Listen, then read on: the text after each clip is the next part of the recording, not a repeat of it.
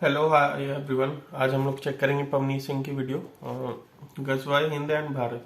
Let's jump इन।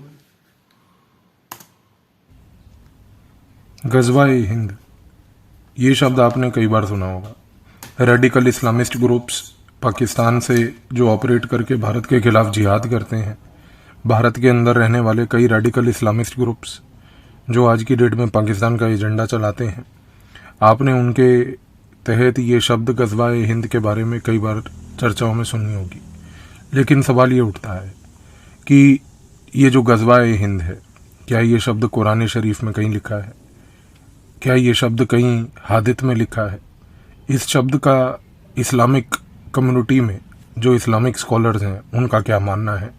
और आज के इस वीडियो के बाद आपको एक चीज़ ये ज़रूर समझ आ जाएगी कि ये शब्द केवल और केवल पाकिस्तान की आईएसआई की तरफ से बनाया हुआ एक नैरेटिव है जो इन्होंने पहले कश्मीर में चलाया, और कश्मीर की जो पूरी जिहाद की फैक्ट्री इन्होंने बनाई उसको ख़त्म होने के बाद आज की डेट में गजवा-ए हिंद का रिवाइवल पूरे भारत में किया जा रहा है। और हम वीडियो में ये जान के समझेंगे एंड की तरफ कि किस तरीके से गजवा-ए हिंद का ये जो नैरेटिव है ये आज भारत के लिए एक फ्यूचर लेवल पर सिक्योरिटी थ्रेट बन चुका है।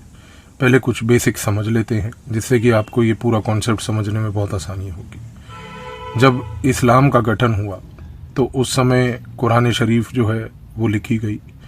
मुसलमान आज की डेट में ऐसा मानते हैं कि जो कुरान शरीफ है वो एक इटर्नल टेक्स्ट है, लेकिन कुरान शरीफ तो अल्लाह के दिए हुए शब्द हैं। इसके साथ साथ इस्लाम में जो सबसे महत्वपूर्ण चीज़ कुरान शरीफ के बाद मुसलमान कम्युनिटी में मानी जाती है वो है हादित। हादित बेसिकली जो प्रॉफिट मोहम्मद थे, जो मैसेंजर ऑफ गॉड थे, उनके दिए गए स्पीचेस हैं।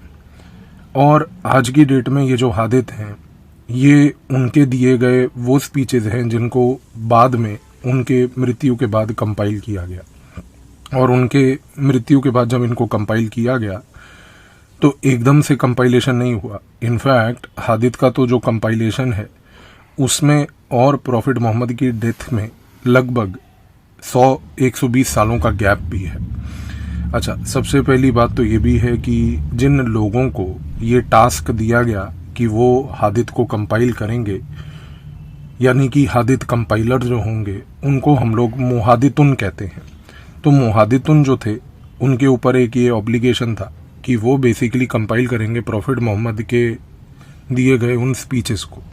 पर सवाल ये था कि प्रॉफिट मोहम्मद की डेथ के बाद यदि 100-120 सालों के बाद उनके मरने के अगर मान लीजिए कि हादित का कंपाइलेशन शुरू हुआ तो जाहिर सी बात है कि मुहादितुन के ऊपर एक बहुत बड़ा टास्क था।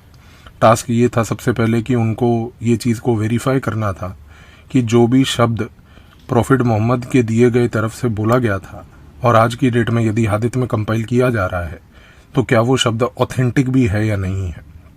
बहुत सारी मेथडोलॉजीज अपनाई गई और मुहादितुन जो हैं उन्होंने अपना कार्य बड़े ही सटीक तरीके से किया।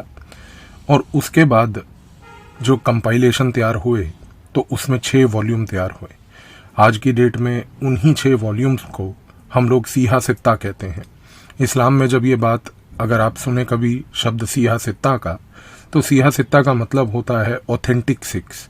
ऑथेंटिक 6 का मतलब होता है कि वो 6 वॉल्यूम्स जो हादित के लिखे गए हैं जिसके ऊपर ग्लोबल इस्लामिक कम्युनिटी जो है उसका एक कंसेंसस है कि इन 6 हादितों में जो शब्द हैं वो प्रॉफिट मोहम्मद की तरफ से दिए गए ही शब्द हैं। और आज की डेट में इस्लाम में सीहा सित्ता यानी कि 6 ऑथेंटिक वॉल्यूम जो हैं कुरान शरीफ के साथ मिलकर ये दोनों बहुत ही होली टेक्स्ट इस्लाम के रिलीजन में माने जाते हैं। अब सवाल उठता है ये शब्द गजवा-ए हिंद का कि क्या ये गजवा-ए हिंद कहीं पर भी सीहा सित्ता के पार्ट है? कहीं पर भी क्या ये शब्द गजवा-ए हिंद कुरान शरीफ से लेके आज की डेट में किसी भी हादित का पार्ट है? तो सबसे पहले तो इस शब्द को समझिए कि ये जो शब्द गजवा-ए हिंद है इसमें जो ये शब्द गजवा है, गजवा एक अरबिक शब्द है। इस अरबिक शब्द का मतलब होता है चार्ज लेना। और इस्लाम के कॉन्टेक्स्ट में ये जो शब्द गजवा है इसको भी कंटेक्चुअलाइज किया गया है। एक इस्लाम के बड़े प्रसिद्ध विश्व तौर पर एक स्कॉलर हैं जिनका नाम है गुलाम रसूल देलवी। गुलाम रसूल देलवी का मानना ये है कि ये जो शब्द गजवा था ये प्रॉफिट मोहम्मद के समय प्रॉफिट मोहम्मद ने जो भी कैंपेन्स पर्सनली अपने एनिमीज के खिलाफ लीड किए थे, उन कैंपेन्स को गजवा कहा जाता था। यानी कि याद रखिए कि गजवा एक शब्द वो था जो उन कैंपेन्स के लिए यूज किया गया जो प्रॉफिट मोहम्मद ने खुद लीड किए। और तो और गुलाम रसूल देहलवी जिन्होंने इस्लाम का इतिहास लिखा है, वो ये भी कहते हैं कि इस्लाम के उस समय जब प्रॉफिट मोहम्मद धरती पे हुआ करते थे, प्रॉफिट मोहम्मद जब वो खुद कैंपेन लीड करते थे तो उस कैंपेन को अगर गजवा कहते थे, तो उन्होंने एक चीज़ हमें और भी बताई। गुलाम रसूल देहलवी कहते हैं कि जब प्रॉफिट मोहम्मद कोई ऐसा कैंपेन अपने एनिमीज के खिलाफ होता था जिसको वो खुद लीड नहीं करते थे, पर अपने किसी एक ट्रस्टेड जनरल को या ट्रस्टेड व्यक्ति को बोलते थे कि आप लीड करके ये मेरे बिहाफ पर कैंपेन जाइए, तो उस कैंपेन को सरिया कहा जाता था। यानी कि गजवा और सरिया में बहुत स्पष्ट तरीके से अंतर प्रॉफिट मोहम्मद के ही टाइम पर था। और तो और प्रॉफिट मोहम्मद की जब मृत्यु हो गई, उनके बाद कैलिफेट का इंस्टीट्यूशन चालू हुआ। बहुत सारे कैलिफेट आए, अलग अलग प्रकार के जो इस्लामिक कैलिफ बने, जिनको हम खुलफाए राशिदुन भी कहते हैं। तो ये जितने भी कैलिफ्स आए, इन कैलिफ्स ने भी बहुत सारे कैंपेन्स इस्लाम को प्रमोट करने से लेकर अपने एनिमीज को टैकल करने के लिए लीड किए। लेकिन आज की डेट में भी जो शब्द इन कैंपेन्स के लिए प्रयोग किया जाता है, यानी कि वो कैंपेन्स जो इस्लामिक कैलिफ्स ने भेजे थे, उनको मरका कहा जाता है। तो आपके सामने ये 3 शब्द बड़े स्पष्ट हैं। गजवा केवल उन्हीं कैंपेन्स के लिए प्रयोग किया गया था जो प्रॉफिट मोहम्मद ने खुद लीड किए थे। उनके ट्रस्टेड जनरल्स ने जो कैंपेन्स लीड किए वो सरिया कहा जाता था। उनके मृत्यु के बाद जितने भी कैंपेन्स को इस्लामिक कैलिफ्स ने लीड किया, उनको मरका कहा जाता था। तो ये सारे डिस्कशन से पहली बात तो एक चीज़ ये स्पष्ट हो जाती है कि ये जो शब्द गजवा है, ये प्रॉफिट मोहम्मद के समय उन्हीं के टाइम पे लीड किया गया कैंपेन को सिग्निफाई करने वाला शब्द है। यानी कि ये शब्द आज की डेट में पहली बात तो कोई रेलेवेंस और महत्व रखता ही नहीं। अच्छा, सबसे बड़ी बात ये भी है कि जब हम बात करते हैं हादित की, मैंने आपको बताया कि सियाह-सित्ता के तहत आज की डेट में 6 ऑथेंटिक वॉल्यूम हैं। अगर हम इन 6 ऑथेंटिक वॉल्यूम्स में से 5वें वॉल्यूम को देखें, तो 5वां वॉल्यूम जो पूरे ऑर्डर में सबसे नीचे को आता है, वहाँ पर उस वॉल्यूम में एक टेक्स्ट है और उस टेक्स्ट का नाम है बेसिकली सुन्ना अल सुगरा। और ये सुन्ना अल सुगरा का जो टेक्स्ट है, इसको कंपाइल किया गया है इमाम अल नसाई ने। और ये इमाम अल नसाई की तरफ से कंपाइल किया गया टेक्स्ट सुन्ना अल सुगरा जो है, ये मेंशन्ड है हादित में। अच्छा, अब अगर हम इस टेक्स्ट को देखें तो ये जो टेक्स्ट है सुन्ना अल सुगरा का, जिसको इमाम अल नसाई ने कंपाइल किया, इसमें ये शब्द गजवा-ए हिंद लिखा है। अब समझने की आवश्यकता ये भी है कि अगर गजवा-ए हिंद 5वें वॉल्यूम में 6 में से सियाह-सित्ता के अगर ये शब्द लिखा है, तो ये शब्द का मीनिंग क्या है। लेकिन उससे भी पहले एक चीज़ और समझिएगा कि जब ये हादित का कंपाइलेशन हो रहा था, जब ये सियाह-सित्ता लिखा जा रहा था, तो उस समय 2 शब्दों का अक्सर प्रयोग होता था। मैंने आपको बताया था कि सियाह-सित्ता और ये जो हादित कंपाइलर्स थे, जब ये एक एक शब्द को वेरीफाई करते थे कि भाई क्या ये शब्द प्रॉफिट मोहम्मद ने बोले थे या नहीं बोले थे, उसको वेरीफाई करने के 2 प्रिंसिपल हुआ करते थे। एक प्रिंसिपल दाइफ होता था, दूसरा प्रिंसिपल हसन होता था। दाइफ का मतलब ये होता था कि एक ऐसा शब्द जो लोग कह रहे हैं कि ये प्रॉफिट मोहम्मद ने बोला था, पर इन्वेस्टिगेट करने से और रिसर्च करने से मालूम चलता है कि ये शब्द उन्होंने शायद उस कॉन्टेक्स्ट में नहीं बोला था। तो देयरफॉर दाइफ का मतलब है कि ये शब्द हादित में आने के लिए कमज़ोर है। लेकिन यदि कोई शब्द, अगर मान लीजिए लोग कहते थे कि नहीं प्रॉफिट मोहम्मद ने बोला है, और मान लीजिए ये जो स्कॉलर्स थे, हादित कंपाइलर्स थे, इन हादित कंपाइलर्स और स्कॉलर्स को जो मुहादितुन थे, अगर इनको पूरा डीप रिसर्च करने के बाद मालूम चलता था कि नहीं ये शब्द प्रॉफिट मोहम्मद ने शायद बोला है और इसका मेंशन हादित में होना चाहिए, तो उस शब्द को हसन कहा जाता था। अब आज की डेट में अगर हम बात करें तो हादित 91 बुक 25, जिसको आज की डेट में सुन्ना अल नसाई कहा जाता है, इमाम अल नसाई के नाम के बाद, उस पर्टिकुलर बुक 25 के हादित 91 में मैंने आपको बोला कि ये शब्द गजवाए हिंद लिखा है। लेकिन अब समझिए कि जब आप बुक 25 हादित 91 पढ़ते हैं तो उसमें गजवाए हिंद किस कॉन्टेक्स्ट में लिखा है। उसमें गजवाए हिंद में ये लिखा है कि जो भगवान है वो आएंगे और वो बेसिकली अपने ही लोगों को, इस्लाम के फॉलोअर्स को, दो ग्रुप ऑफ लोगों से बचाएंगे, जिसमें से पहला ग्रुप जो है वो होगा गजवाए हिंद का और दूसरा ग्रुप होगा जीसस का। अब आप अगर इस पूरे बुक 25 के आदित 91 को कंटेक्चुअलाइज करके इसको बाकी पैराग्राफ्स के साथ पढ़ते हैं तो उसमें ये बात स्पष्ट होती है, जो आज की डेट में बहुत से इस्लामिक स्कॉलर भी मानते हैं, कि ये जो शब्द गजवाए हिंद है ये लिखा गया है जीसस के कॉन्टेक्स्ट में। और ये लिखा गया है कि जो भगवान है इस्लाम में वो बेसिकली आकर अपने ही फॉलोअर्स को बचाएंगे उस कॉन्टेक्स्ट में जब जीसस वेस्टर्न हेमिस्फेयर का पूरा ऑक्यूपेशन करेंगे और जीसस जो है उनकी एक army western part of the world में लड़ रही होगी और एक पार्ट ऑफ द आर्मी उनकी eastern part of the world में लड़ रही होगी। तो जीसस की आर्मी जो वेस्टर्न और ईस्टर्न पार्ट में लड़ रही होगी, जिसमें जीसस अपना कैंपेन वेस्टर्न पार्ट में लीड कर रहे होंगे, उस कैंपेन को छोड़ के जो दूसरा आर्मी जीसस की लीड कर रही थी ईस्टर्न पार्ट में, उस ईस्टर्न पार्ट को गजवाए हिंद बोला गया है। तो यहाँ पर पहली बात तो गजवाए हिंद का जो कॉन्टेक्स्ट है बुक नंबर 25 आदित 91 सुन्ना अल नसाई में, पहली बात तो वो शब्द किसी भी प्रकार से ये इंडिकेट नहीं करता कि गजवाए हिंद का मतलब है कि कि गजवाए हिंद का मतलब है कि हिंदुस्तान की टेरिटरी पे या भारतीयों के ऊपर या हिंदू के ऊपर किसी प्रकार का आक्रमण किया जाए। लेकिन सवाल सबसे बड़ा अब ये उठता है कि जब ये बात स्पष्ट हो गई कि गजवाए हिंद का कॉन्टेक्स्ट बेसिकली जीसस के कॉन्टेक्स्ट में था, और तो और ये गेम यहाँ खत्म नहीं होता। कई इस्लामिक स्कॉलर्स का तो मानना ये भी है कि ये गजवाए हिंद जो शब्द हादितों में लिखा गया ये ओरिजिनल सियासत्ता का तो भाग ही नहीं था।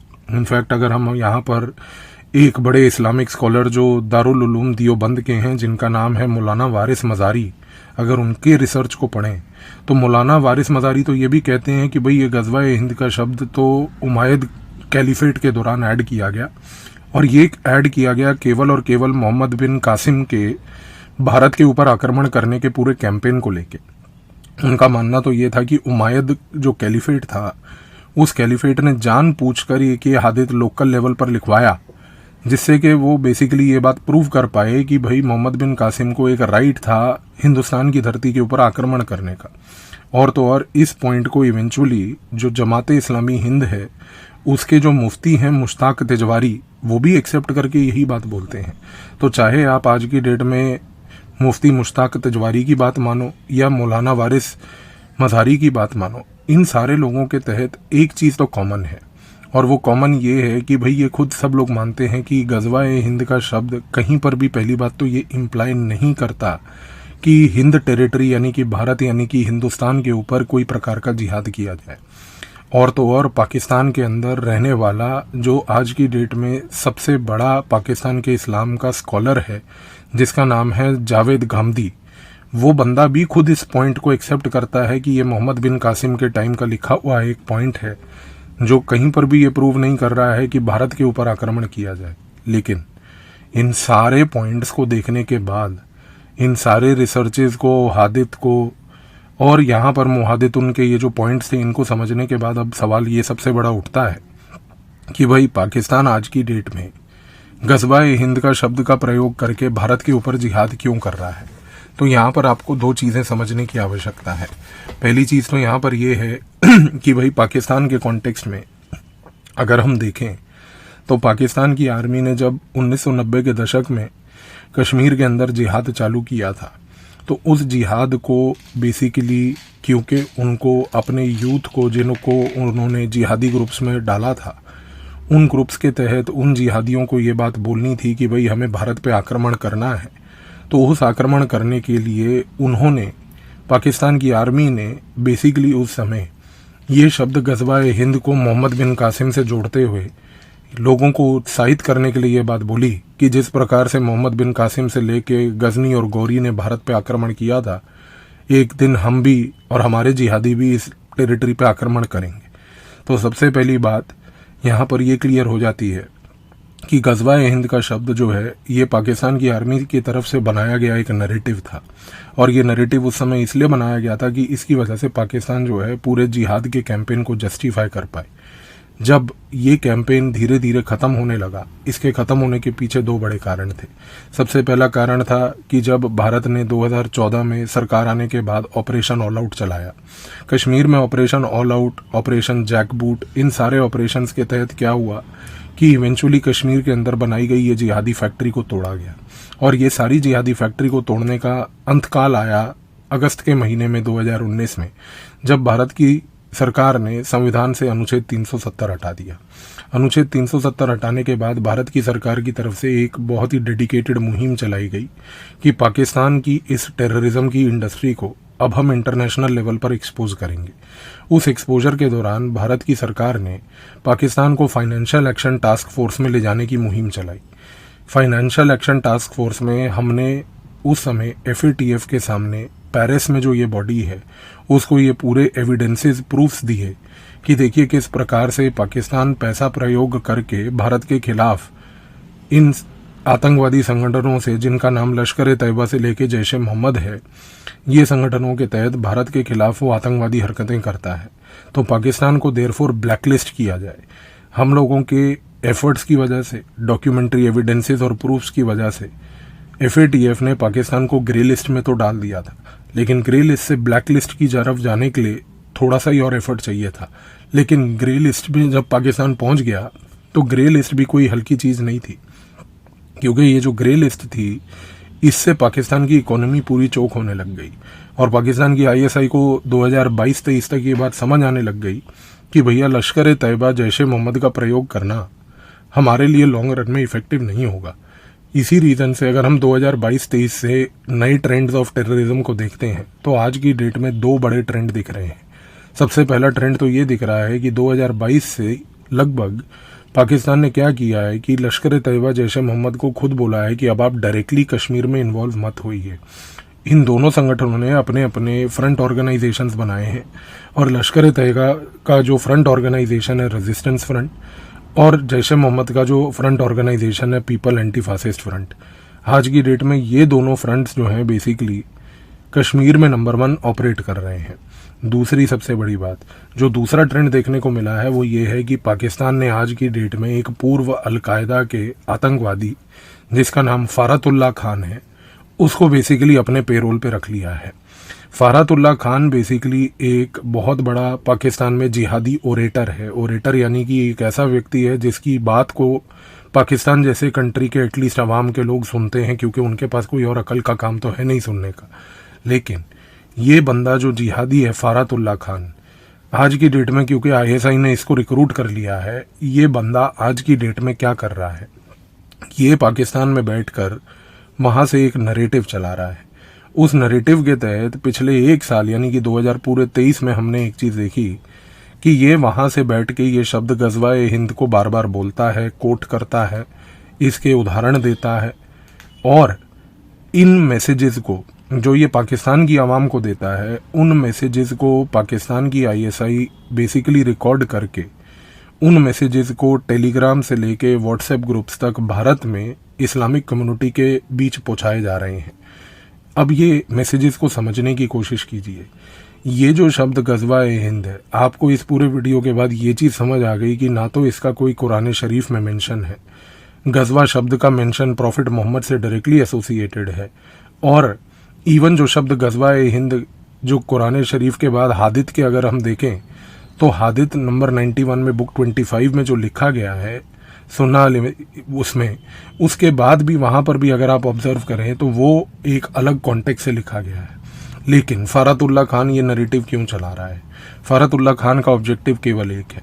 फारतुल्लाह खान ये नैरेटिव इसलिए चला रहा है बिकॉज फारतुल्लाह खान आज की डेट में भारत के मुसलमानों को लोन वुल्फ टेररिज्म करने के लिए उकसा रहा है।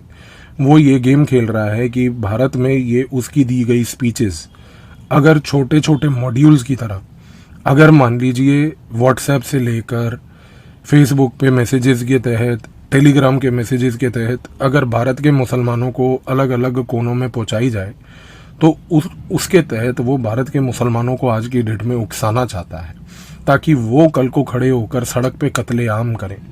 इसी रीज़न से आप देखिए कि हमारे को जो थ्रेट आज की डेट में देखने को मिल रहा है सिक्योरिटी लेवल पर भारत को, उसमें 2 चीज़ें हैं।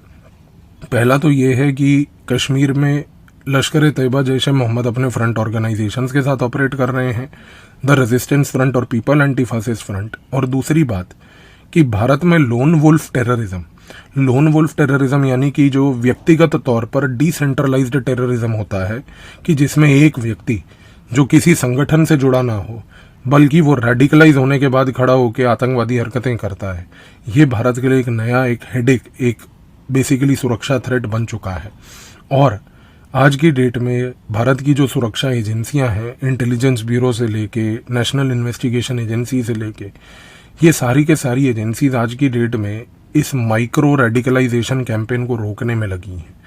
तो गज़वा-ए हिंद के तहत हो ये रहा है कि अब भारत के मुसलमानों को फिर से उकसाने की कोशिश की जा रही है कि ये बेसिकली जो है लॉन्ग रन में भारत के अंदर एक केओस, एक सिविल वॉर जैसी कंडीशन को क्रिएट करें।